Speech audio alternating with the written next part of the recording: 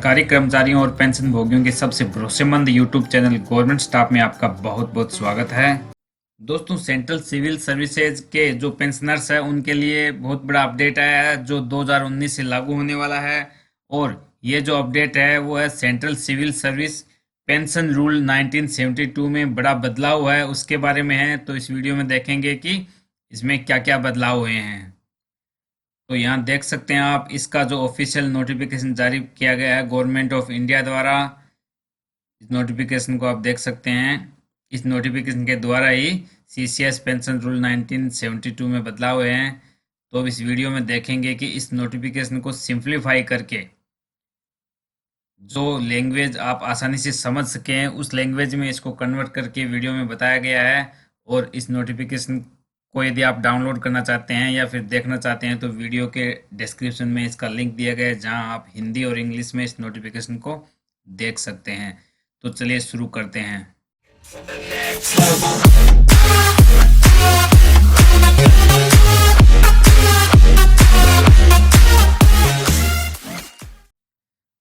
Government of India की ministry of personnel public grievances and pension के department of pension and pensioners welfare ने 4 जनवरी 2019 को एक notification जारी किया है।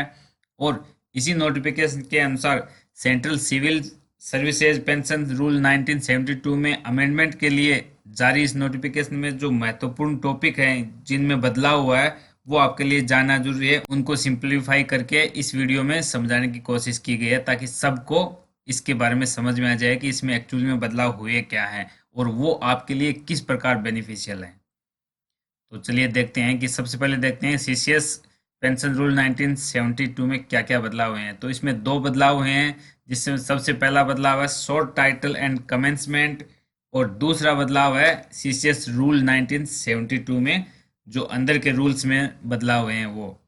तो चलिए देखते हैं। सबसे पहला जो है शॉर्ट टाइटल एंड कमेंसमेंट में, इसमें भी दो बदलाव हुए हैं, जिसमें पहला है द रूल जो सीसीएस रूल 1972 है उसको अब नया नाम मिल गया है, उसका नाम हो गया है सीसीएस यानी central civil service pension amendment rule 2018 यानी सीसीएस पेंशन अमेंडेड रूल 2018 इसका नाम हो गया है। पहले था सीसीएस रूल 1972। और दूसरा जो बदलाव है वो है इसके कमेंसमेंट के बारे में, यानी ये लागू कब से होगा उसके बारे में। और ये जो ऑफिशियल गैजेट में जिस दिन इस प्रकाशित हो जाएगा उसी दिन से लागू हो जाएगा। तो ये जनवरी से लागू हो जाएगा सबके लिए, जनवरी में ये प्रकाशित होने वाला है। अब देखते हैं कि सीसीएस पेंशन रूल 1972 में क्या क्या बदलाव हुए हैं। तो यहाँ मैं बताना चाहूँगा कि इसमें दो बदलाव हुए हैं, फर्स्ट एंड सेकंड। और फर्स्ट क्या है, फर्स्ट में है जो रूल 38 है उसके सब रूल 1 एंड सब रूल 2 में बदलाव हुए हैं। उसमें दो बदलाव हुए हैं। पहला है एक सरकारी कर्मचारी को डिसेबिलिटी या विकलांगता के केस में जहां डिसेबिलिटी एक्ट 2016 की धारा 20 के प्रावधान लागू है, डिसेबिलिटीज रूल्स 2017 के अनुसार कंपिटेंट अथॉरिटी से प्राप्त विकलांगता प्रमाण पत्र या फिर डिसेबिलिटी सर्टिफिकेट जमा कराना होगा।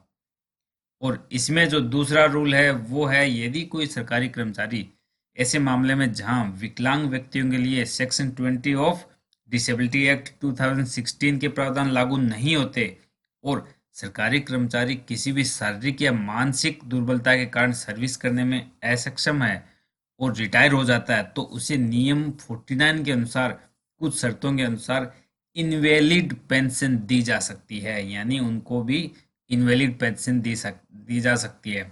और ये इनवैलिड पेंशन एक पेंशन है, आप इसको इनवैलिड मत मानना। ये इस पेंशन का नाम है कि वो बंदा जो सरकारी गवर्नमेंट एम्प्लॉय है वो सर्विस नहीं कर पा रहा है किसी शारीरिक या मानसिक, यानी बॉडीली अपनी बॉडी में कुछ प्रॉब्लम हो गई या फिर मेंटली कुछ प्रॉब्लम हो गई उसके कारण सर्विस नहीं कर पा रहा है तो रूल 49 के अनुसार उन्हें इनवैलिड पेंशन दी जा सकती है।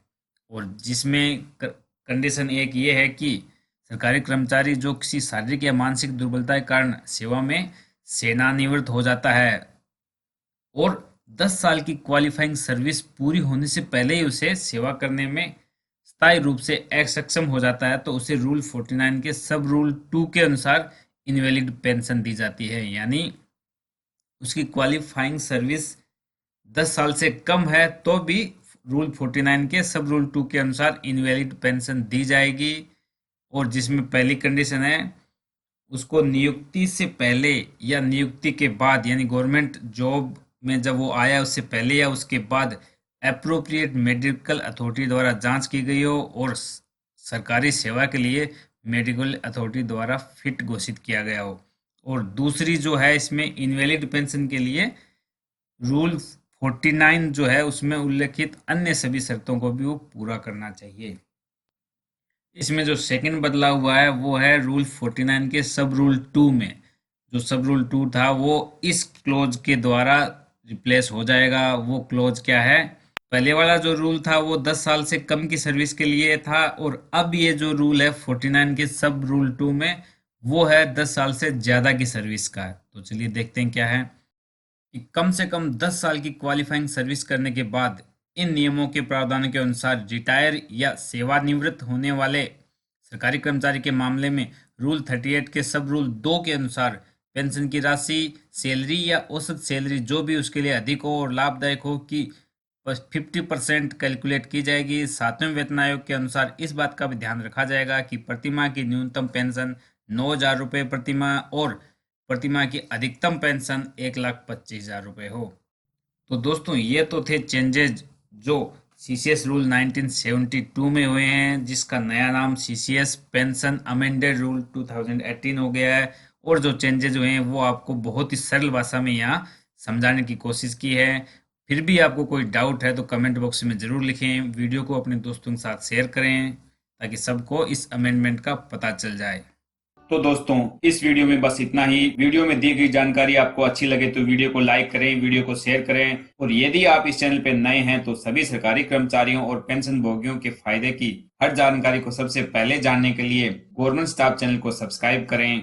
Thanks for watching, bye bye, take care.